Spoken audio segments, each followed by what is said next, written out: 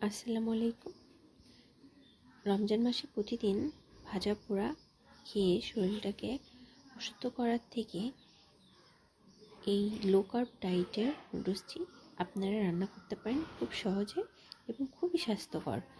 তো চলেন জেনে নিই কীভাবে লো কার্ব নুডলস রান্না করতে হয়।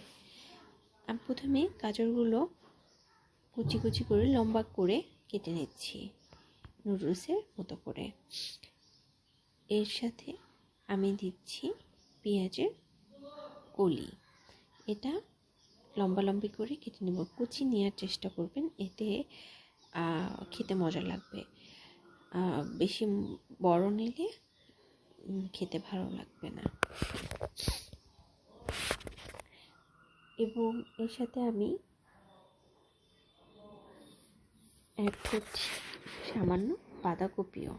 সেটিও আমি সুন্দর করে কুচি কুচি লম্বাটি করে কেটে নিচ্ছি।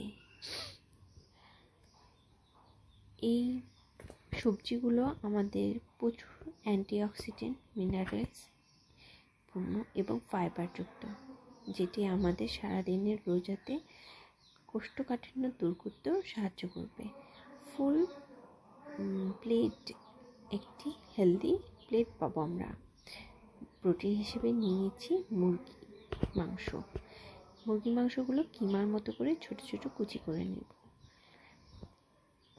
আর কার্ব হিসেবে নিচ্ছি এই যে লাল আটার একটা রুটি। এটা আমি গোল করে নিয়েছি এবং দুই পাশে হালকা ছেঁকে নিয়েছি।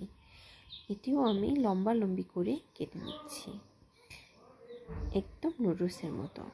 দেখেন, এই জিনিসগুলো রান্না করতে পারলে যদি সঠিক নিয়মে, তাহলে কিন্তু খুব সুস্বাদু হয়, খেতে খুবই মজা লাগে এবং মানে ফুল প্লেট পেট ভরে খাওয়া যায়।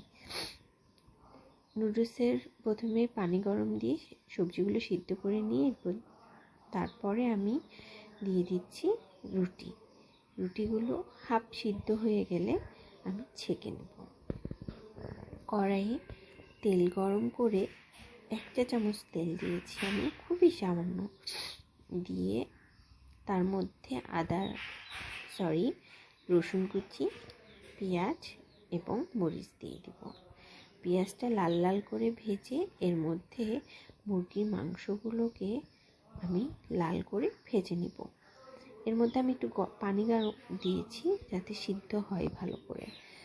তারপরে আমি ভাজা ভাজা করে তার মধ্যে দিয়ে দিয়েছি সিদ্ধ করা সব সবজি এবং রুটি। এই তো আমার নুডলস রান্না হয়ে গেছে। এটা লো কার্ব নুডলস, যেটি আপনাকে খুব হেলদিভাবে পুরো রমজানে এই প্লেটটা রাখতে পারেন। সাথে নিয়েছি ছোলা, খেজুর এবং পেয়ারা এবং কয়েক পদের ফল ছিল। আসসালামু আলাইকুম, সবাই ভালো থাকবেন।